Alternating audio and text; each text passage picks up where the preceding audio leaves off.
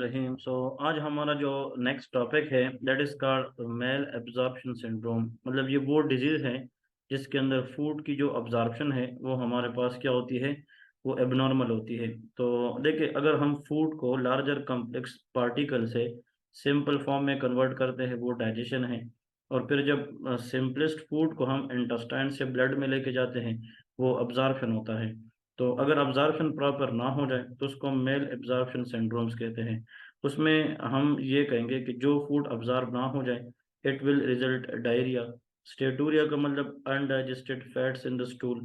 Even कि जब food बंदा खाए और वो एब्जॉर्ब ना हो जाए it will leads to weight loss, weakness, vitamin and mineral deficiencies. और अगर आप लोग ये देखना चाहे कि यार जो फीसेस है, जो स्टूल है, उसमें फीकल फैट्स है कि नहीं, उसके लिए जो स्टेन किया जाता है, टेस्ट किया जाता है, उसका नाम है सूडान स्टेन। ये स्टेनिंग के ऊपर हम माइक्रोबायोलॉजी के अंदर डिस्कशन करेंगे कि इंडिया इंक स्टेन क्या है, मतलब सूडान स्टेन क्या है। So there are different staining system we will discuss in microbiology. लेकिन इतना याद रखें, the stain use for faecal fats that is called of Sudan stain. अब माल अब्जॉर्प्शन सिंड्रोम में जो पहली डिजीज है that is called of coeliac disease. Coeliac disease क्या है? It is also known as gluten sensitive enteropathy. इसका मतलब ये है, enteropathy mean it is the disease of intestine which is sensitive to gluten. अब ये ग्लूटन क्या है वो हम डिस्कस करेंगे कि ये वीट के अंदर एक प्रोटीन होता है, बार्ले के अंदर and rye. Wheat is the classical example for this disease. कि जिन लोगों में बाज़ औक़ात जब हम वीट खाते हैं, गंदम खाते हैं, तो उसमें एक प्रोटीन पाया जाता है जिसको ग्लूटन कहा जाता है। अब ये जो ग्लूटन है, अगर ये इंटेस्टाइन में एब्जॉर्ब ना हो जाए, because intestinal cell is very very sensitive for that gluten, that will leads to a disease known as a coeliac disease. अब ये जो ग्लूटन है वो वीट के अंदर या बार्ले के अंदर या रे के अंदर जो मौजूद है वो अब्जॉर्ब क्यों नहीं आता? The most common cause is autoimmune mediated intolerance of gliadin. अब ये जो ग्लाइडीन है ये ग्लूटन प्रोटीन को ही कहते हैं। तो इसका मतलब ये है कि ऐसा ऑटो इम्यून डिजीज जिसमें इंटेस्टाइन के सेल डैमेज हो जाए और वो प्रॉपर जो है वीट के अंदर ग्लूटन को अब्जॉर्ब ना करे, that will result a disease known as a coeliac disease. अब जो सीलियक डिजीज है इसमें इसकी वजह जो है HLA-DQ2 and DQ8 human leucocyte antigen, और ये नॉर्थ यूरोपियन डिसेंट के अंदर ज्यादा होता है। इसमें सबसे इम्पोर्टेंट पॉइंट है कि primarily it affect distal duodenum और प्रॉक्सिमल जेजुनम। तो जो ड्यूडो जेजुनल जंक्शन है वहां पे ज्यादा होता है। और अगर आप वीट खाएंगे, फिर बार्ले खाएंगे या रे खाएंगे और वो प्रॉपरली सही तरीके से अब्जॉर्ब ना हो जाए because of autoimmune mediated intolerance to gliadin और gluten, that will result malabsorption and steatorrhea. The undigested fats in the stool is called of steatorrhea. अब अगर एक पेशेंट है वो आपके पास आता है कि डॉक्टर साहब आफ्टर ईटिंग द व्हीट और barley I leads to diarrhoea, मतलब इन तरह की चीज़ों को खाने के बाद मेरा जो है डायरिया हो जाता है, इट्स मीन कि उसको जो सीलियक डिजीज है उसमें फिर ऐसी कुछ ड्रग या ऐसी कुछ मैनेजमेंट बतानी चाहिए कि उसमें वो ग्लूटेन फ्री डाइट खाए। अब जो ग्लूटेन फ्री डाइट है उसमें आप क्लासिकली राइस ले सकते हैं। और दूसरी बात, ऐसी ड्रग बताएं जिसमें सीलियक डिजीज के अंदर that is proven effective, that is known as dapsone, वो डेप्सोन होता है। Now the most important one, अगर एक पेशेंट है एग्जाम के अंदर आता है कि जब वो वीट खाता है and after taking the wheat the patient develop diarrhoea, but on the same time the patient has skin rashes. तो सीलियक डिजीज के साथ एक डर्मेटोलॉजिकल प्रॉब्लम इन्वॉल्व होती है, that is dermatitis herpetiformis.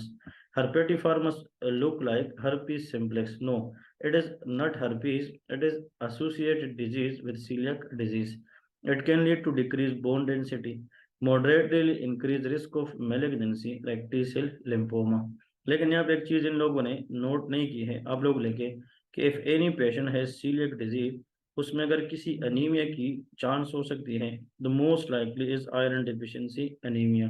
तो इन लोगों में अगर आप देखें कि सीलियक डिजीज पेशेंट लोग पेलर, और उसमें आप लोग पेशेंट को देखते हैं वो पेलर है, उसका HB कम है तो उसका MCV भी अगर कम आ जाए तो most likely microcytic anaemia in coeliac diseases, iron deficiency anaemia.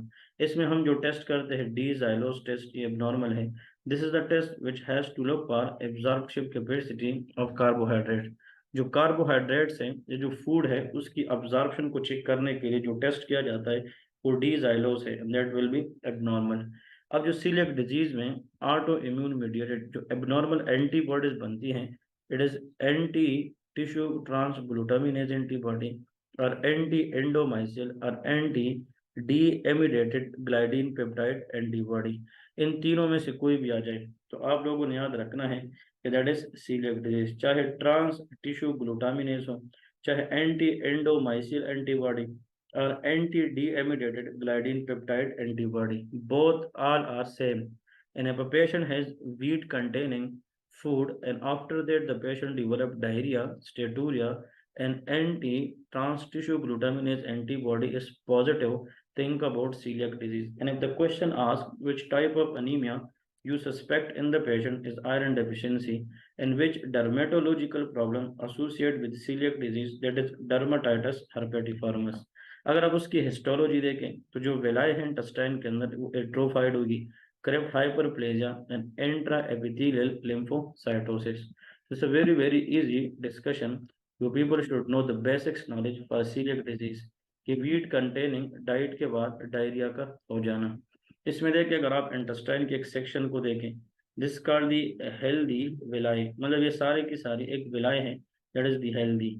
अब अगर आप यहाँ पे देखें ना, इसकी जनाब क्या हुई है, इस विलाई के ऊपर अगर आप देखें so this area become atrophied, यहाँ पे जो विलाई है उसकी क्या है, अब इसमें आप लोग देखिए बिल्कुल सेम है, क्लियर कट है, लेकिन अगर आप लोग यहाँ पे देखें इसके अंदर ये ब्लू कलर की जो सेल्स हैं दे आर एंट्रा एपिथेलियल लिम्फोसाइट्स, ठीक है। और यहाँ पे मोस्ट इम्पोर्टेंट की जो विलाई है उसकी जो सरफेस है वो उसमें डिक्रीज आई है, वेलस एट्रोपी है। तो फिर जो लोग ग्लूटन खाते हैं, gluten containing diet like wheat barley या रे, तो वो सही तरीके से जनाब वो हमारे पास एब्जॉर्ब नहीं होते हैं। नॉर्मली तो ये एब्जॉर्ब हो जाता है लेकिन जो वेलस एट्रोपी होती है वो एब्जॉर्ब नहीं हो जाता। तो फिर यहाँ पे डी अमीनेटेड ग्लाइडिन होता है, trans tissue glutaminase, they block the absorption, और जब ये एब्जॉर्ब नहीं होगा it will remain in the lumen of intestine which draw water and that will result of diarrhea। तो नीचे ये जो एंटी ट्रांस टिश्यू ग्लूटामिनेज या एंटी डी एमिडेटेड ग्लाइडिन और anti endomysial, all the names are same for one antibody. तो अगर आप लोग एक दो बातें यहाँ से याद करना चाहें कि जस्ट एग्जाम में आए और आप परफॉर्म करें तो इसका क्वेश्चन इस तरह आता है कि वीट कंटेनिंग डाइट के बाद डायरिया का होना, think about coeliac disease, which anemia is most likely you will suspect, that is iron deficiency anemia, and which dermatological problem, dermatitis herpetiformis। इसी तरह अगर कोई बंदा है वो डेयरी प्रोडक्ट लेता है स्पेशली मिल्क, मिल्क के बाद डायरिया होना वो लैक्टोज इंटॉलरेंस है, क्योंकि it is because of lactase deficiency. Normal appearing villi, इसमें विलाई का इशू नहीं है, सीलियक डिजीज में विलाई की एट्रोपी होती है।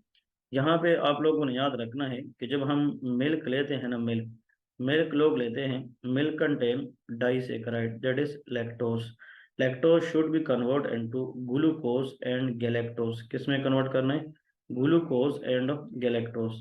अब लैक्टोज को इन दोनों में कन्वर्ट करना that is done by enzyme known as lactase.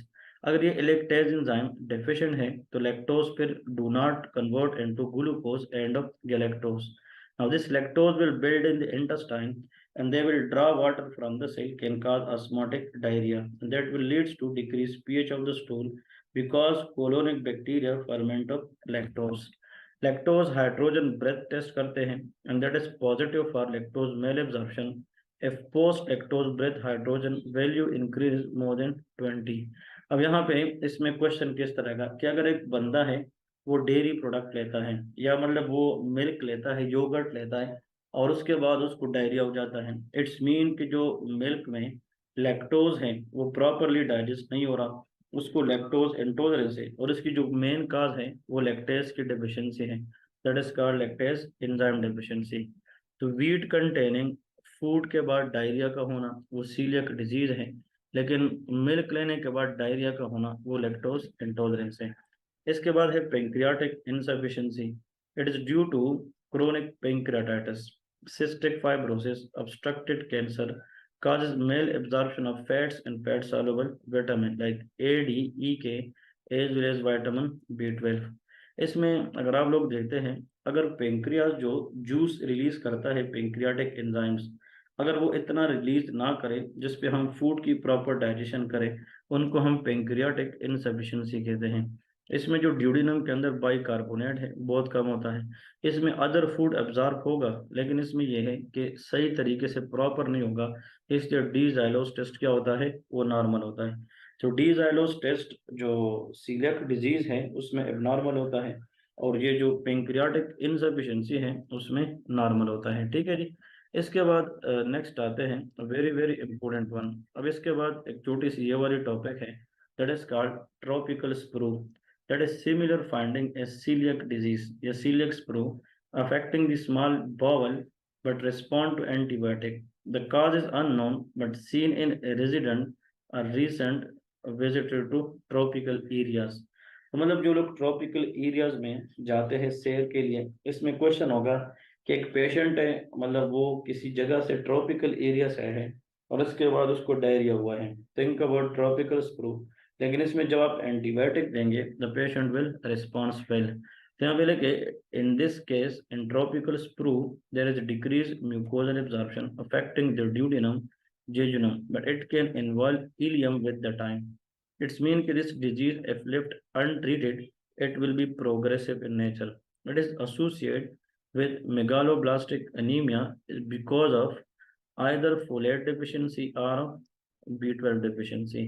Actually, जब हम एनीमिया की बात करेंगे इंशाल्लाह इन haematology, we will discuss this MCV, that is mean corpuscular volume। ये हमें RBC की साइज बताती है, that is normally 80 to 100 femtoliter। अगर इस MCV की वैल्यू 80 से किसी अनीमिया में कम आ जाए, इट्स मीन कि RBC की साइज छोटी होगी, माइक्रोसिटिक। और अगर वो 100 से ज़्यादा आ जाए, इट्स मीन कि RBC की साइज ज़्यादा होगी, दैट इज मैक्रोसिटिक। ठीक है। तो B9 फोलेट डेफिशिएंसी और B12 both can cause macrocytic anaemia, जिसमें MCV 100 से ज़्यादा होती है, और मैक्रोसिटिक को हम मेगालोब्लास्टिक अनीमिया भी कहते हैं। ठीक है। दोनों में फ़र्क ये है, जो फोलेट डेफिशिएंसी है इसमें न्यूरोलॉजिकल सिम्टम नहीं होते, इसमें टिंगलिंग, नम्बनेस, एटाक्सिया न्यूरोलॉजिकल सिम्टम होते हैं। By this disease Parveen is a very very important one.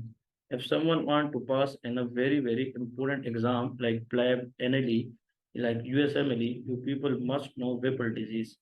Whipple disease is caused by a bacteria known as Troperimia whipple. It is an intracellular gram positive bacteria। इसमें होता क्या है, clinical features को देखते हैं। This Whipple disease patient has cardiac symptom, arthralgia mean joint pain and neurological symptom. तो अगर आप लोग यहाँ पे इस तरह जनाब CAN भी याद करें, cardiac symptom, arthralgia and neurological symptom, these three things together along with diarrhea, that is अगर late in the disease, that is known as Whipple disease। तो जो Whipple disease है उसमें सबसे इम्पोर्टेंट MCQs क्वेश्चन इस तरह आता है कि एक पेशेंट है, उसको हार्ट प्रॉब्लम है, टैकिकार्डिया है, या उसको रिदम का मसला है, मतलब कार्डियक इन्वॉल्वमेंट होगी, साथ में उसको जॉइंट्स पेन होगी एंड न्यूरोलॉजिकल सिम्टम, डिप्रेशन वगैरह होगी। लेकिन उसमें ये होगा कि investigation shows there is macrophages in the intestinal lamina propria, और इस मैक्रोफेज को इस लेमिना प्रोप्रिया के अंदर हम फोमी सेल्स कहते हैं। So foamy cell is the hallmark of what, Whipple disease। ठीक है। तो macrophage in the lamina propria layer along with three symptoms, that is Whipple disease, and the most important इसके लिए जो stand किया जाता है that is called PAS, periodic acid shift stain। ये भी मैं डिस्कस करवाऊंगा आगे जब हम स्टेनिंग करेंगे ना, especially in the microbiology, so we will discuss there as well। That is called periodic acid shift stain, so that is done for Whipple disease, and that is very very important disease, you people must know for the exam point of view। इसके बाद जनाब एक और बहुत important disease के बारे में हम डिस्कस करेंगे, that is known as inflammatory bowel disease, जिसको हम कहते हैं IBD। ठीक है, दैट इज कॉल्ड IBD। तो जो IBD है, इन्फ्लेमेटरी बाउल डिजीज, इसके दो वेराइटीज है, एक क्रोन डिजीज है, another is ulcerative colitis. Crohn disease की लोकेशन क्या है, it affect any part of the GIT tract, मतलब माउथ से लेके एनल केनाल तक, but usually terminal ileum and colon caecum. तो जहाँ पे स्मॉल इंटेस्टाइन खत्म होता है दैट इज इलियम, और जहाँ से लार्ज इंटेस्टाइन स्टार्ट होता है वो सीकम है। So ileocaecal junction is the most common, ileocaecal junction is the most common site for the Crohn disease to be affected. अब इसमें जो है any part of the GIT can be affected but except rectum. इसके अंदर जो rectum है that is spare, rectum involve नहीं होता because rectum involvement is always seen in ulcerative colitis. तो ये तो क्लियर कट है कि ऐसा डिजीज जिसमें माउथ से लेके एनल केनाल तक any part of the GIT affect हो जाए लेकिन रेक्टम ना हो दैट इज क्रोन डिजीज। और जिसमें रेक्टम हो specially inflammation of large intestine colon की प्रॉब्लम हो that is called ulcerative colitis.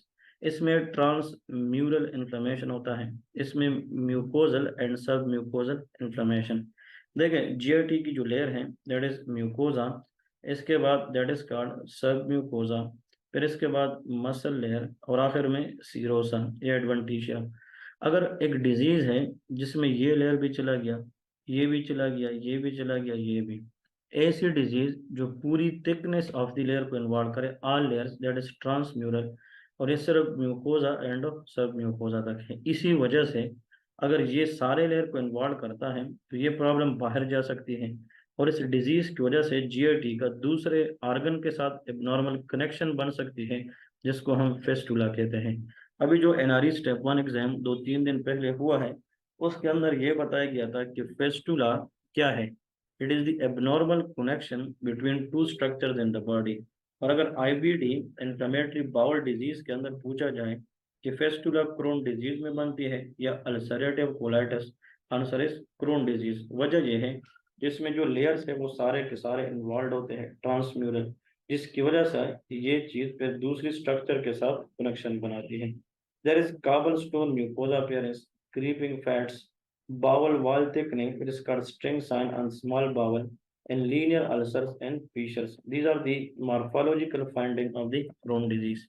इसमें सिर्फ म्यूकोजा एंड सब म्यूकोजा की इन्फ्लेमेशन होती है but there is no involvement of muscle and serosa, इसलिए इसमें फेस्टुला नहीं बनती। There is friable mucosa and superficial deep ulceration. इसमें जो लार्ज इंटेस्टाइन के अंदर इस तरह वो फोल्डिंग होती है ना एनाटोमिकली, इसको हास्ट्रा कहते हैं। तो इन पेशेंट में अगर आप लार्ज इंटेस्टाइन में देखें there is loss of haustra which look like lead pipe appearance on imaging. तो प्लीज ये नोट करें कि what is the reason behind lead pipe appearance on the imaging in ulcerative colitis, think about loss of हास्ट्रेशन।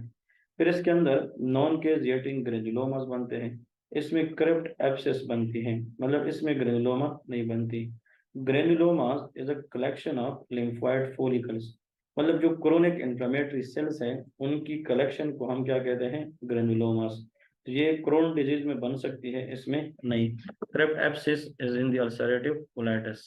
अब इसके बाद next point की तरफ जाएंगे कि इस डिजीज के अंदर हमने मजीद कौन कौन सी चीज़ें अभी डिस्कस करनी है। इसमें जो सबसे इम्पोर्टेंट चीज़ आप लोगों ने याद रखनी है इधर एक और, वो ये है कि इनकी जो कॉम्प्लिकेशन है ना वो तो आखिर में आएंगे। इसी को देखते हैं कि it leads to Crohn disease leads to diarrhoea that may और may not be bloody, but ulcerative colitis ulcer all the time bleed that leads to always bloody diarrhea which is usually painful. Why? क्योंकि जो colon है, जो rectum है, उसकी जो mucosal involvement है उसमें ऑलरेडी जनाब दरार बन चुकी है, टीयर। और जब बंदा स्टूल पास करता है it will strike with that area which can cause painful condition. So bloody diarrhea which is usually painful. फिर आते हैं इसकी complication. It can lead to, both can lead to, दोनों, malabsorption, malnutrition and colorectal cancers, but only this is done seen in ulcerative colitis. Colorectal cancer कभी भी Crohn disease से नहीं होती, that is very very important. Fistula बन सकती है only in the Crohn disease but not ulcerative colitis. Like enterovesical fistula mean कि intestine और यूरिनरी ब्लैडर के दरमियान connection which can cause recurrent UTI pneumaturia. इसका मतलब यह है कि जो इंटेस्टाइनल गैस है वो फिर यूरिन में जाएगी, जिसको न्यूमोचूरिया कहते हैं। Pilgrim mean abscess structures causing obstruction and perianal disease. तो please IBD inflammatory bowel disease, जिसमें क्रोन डिजीज है और एक अल्सरेटिव कोलाइटिस, दोनों में से अगर आप लोगों को याद रखें कि which disease has a greater risk for colorectal cancer, तो वो क्रोन डिजीज नहीं है, that is ulcerative colitis. But fistula formation seen in Crohn disease. फिर इसके बाद ये तो इंटेस्टाइन की इशू, इंटेस्टाइन से बाहर इन लोगों में क्या होता है, रेशेस हो सकती है, pyoderma gangrenosum, erythema nodosum, eye inflammation, episcleritis, uveitis, ulceration like aphthous stomatitis, arthritis. अब किडनी स्टोन बन सकते हैं, calcium oxalate like gall stone, but this calcium oxalate stone commonly seen in Crohn disease, ये भी याद रखें। Primary sclerosing cholangitis associated with MPO, that is myeloperoxidase NCA and PNCA.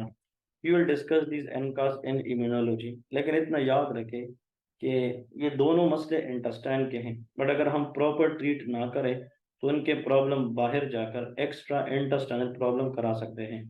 So crown disease में pyoderma gangrenosum and erythema nodosum, these are the lesion of the skin, very important one, और gall stone that is calcium oxalate। Treatment में अब ये दोनों auto immune problem है, तो हम ऐसी ड्रग देंगे जिससे हम इम्यूनो सप्रेसिव इफेक्ट को ले लें, like glucocorticoid, azathioprine, these are immunomodulator. ये जो एजाथायोप्राइन है ये बॉडी के अंदर इम्यून सिस्टम को ऐसा मॉड्यूलेट करता है, चेंज करता है, जिससे एबनॉर्मल ऑटो एंटीबॉडी प्रोडक्शन कम हो जाती है। एंटीबायोटिक में से ciprofloxacin, metronidazole for diarrhoea, and biologic like enfliximab and adalimumab. Next, 5-amino salicylic acid preparation. Please यहाँ पे एक चीज याद रखें, that is called sulfasalazine.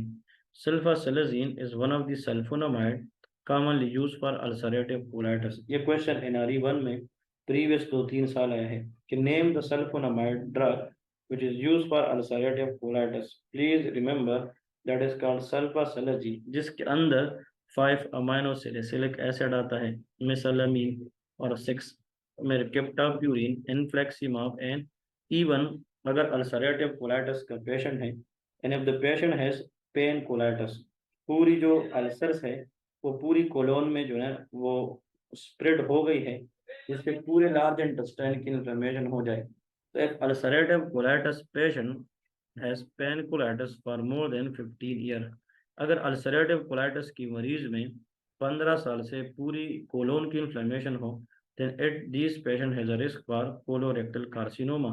इस कैंसर में हम प्रोफाइलेक्टिकली कोलेक्टोमी करेंगे, removal of that part of colon. Disease activity faecal calprotectin used to monitor activity distinguish from non inflammatory irritable. ये जो फीकल कैल्प्रोटेक्टिन है ये एक टेस्ट होता है, इससे हमें ये पता चलता है कि how much the disease is severe, और ये हमें डिफरेंशिएट भी कराता है कि इरिटेबल बाउल सिंड्रोम है या हमारे पास क्या है, या इन्फ्लेमेटरी बाउल डिजीज है। So these all thing we discuss in the inflammatory bowel disease. अगर आप लोग यहाँ पे देखें, हमारे पास यहाँ पे देखें, this is a mucosa, these are superficial जो है अल्सर्स है, ये हमारे पास जो क्रोन डिजीज के अंदर होते हैं, और ये यहाँ पे लार्ज इंटेस्टाइन में देखें तो उसमें जो हास्ट्रेशन है वो बिल्कुल खत्म हो गए। तो आप लोग इधर ABC के साथ लीनियर अल्सर A वाला, फिर इस तरह मतलब आप लोग सुपरफिशियल म्यूकोजल अल्सर B वाला, और जो लॉस ऑफ हास्ट्रेशन है लेट पाइप अपीयरेंस है वो C नंबर पिक्चर है। तो आप इनके साथ ये चीज़ें देख सकते हैं। अब लास्ट वन इसमें एक छोटा सा टॉपिक है, that is microscopic colitis, that is inflammatory disease of colon that cause chronic watery diarrhea. Most common in older female, colonic mucosa appear normal on endoscopy. क्योंकि the problem is so small, microscopic, where the mucosal appearance on endoscopy is a normal. Histology shows lymphocytic infiltrates in the lamina propria with intraepithelial lymphocytosis or thickened subepithelial collagen band। तो मतलब अगर small intestine में CNS problem, arthralgia, और इसके साथ साथ हमने जो डिस्कस की है फॉर एग्जाम्पल कार्डियक प्रॉब्लम और macrophages intra epithelial lamina propria में हो वो फिर वेपल डिजीज है। और अगर क्रोनिक वाटरी डायरिया फीमेल में हो, ओल्डर फीमेल में, और lymphocytic infiltrates in the lamina propria, think about microscopic colitis. So these are the points for today lecture and hope you people enjoyed। Very very important जो हमने पढ़ी है इसमें चार चीज़ें तो आप लोगों को आनी चाहिए। सीलियक डिजीज क्या है, लैक्टोज इंटॉलरेंस, वेपल डिजीज, और last but not the least is IBD, inflammatory bowel disease. तो see you soon with the next lecture. जज़ाकल्लाह, अल्लाह हाफिज़।